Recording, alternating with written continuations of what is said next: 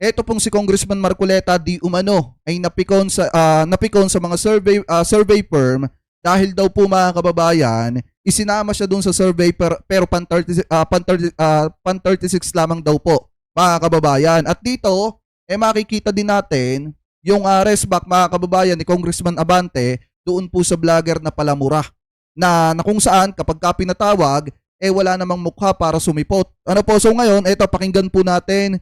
I-credit natin to mga kababayan kay DAE News Philippines mga kababayan. Kanya po yan, hindi po yan natin. Gagawan lamang po natin ng reaction video. I-play na po natin mga kababayan. Paano po mangyayari na ako po ay magiging number 36, hindi naman po kasali rito? Ito po yung klase ng mga manipulative surveys na pinaniniwalaan po ng mga tao. Sana po hindi na lang nila ako sinama. Tinatanong kung anong legislation ginawa nyo in relation to this. BS